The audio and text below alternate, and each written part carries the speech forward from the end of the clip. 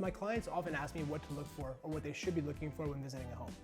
Of course, there's tons of things to look for, but 3 of the top things to look for, in my opinion, are this. So number 1 would be any signs of water.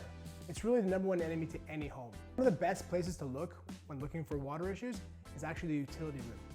I like the utility room because it's oftentimes not finished, and you can see if there's signs of efflorescence on the foundational wall, or you can have a look at the sump pump. If the sump pump's operating very frequently, that's a sign that the area has more water, and it's not a problem necessarily, but you have to take it into consideration and how you're going to manage it. Other areas to look at are around windows and doorways.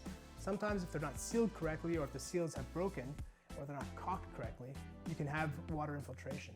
That can rot the wood around those areas over time.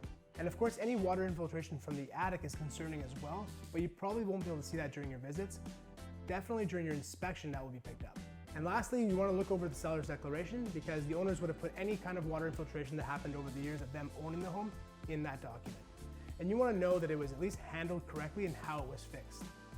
Number 2, the second thing I'm looking for when I'm visiting a home is structural issues. They're not always obvious. If you look at little key areas, you can get a sense if there are some problems developing. If you see diagonal cracks that are large enough to put your finger in, that could be a sign that there's a structural issue. If windows are difficult to open, or doors are hard to open and close, or they just don't close flush, that's also another sign.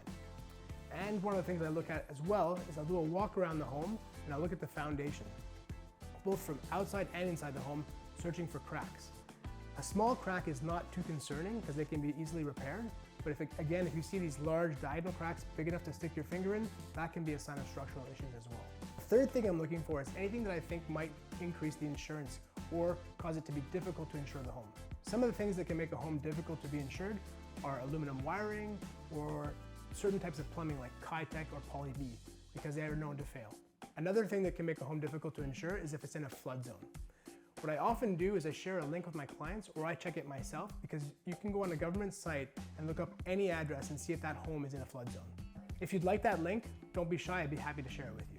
So those are the main 3 things I'm looking for when I visit a home, and the reason I'm looking at those 3 things is they're some of the more expensive things to fix. To sum it up, the top 3 things we're looking for are water issues, structural issues, or things that make the home difficult to insure. Thanks again for joining us on today's episode of Ask Pete. If you want to know more about what you should be looking for when you're shopping for a home, feel free to reach out and contact me anytime.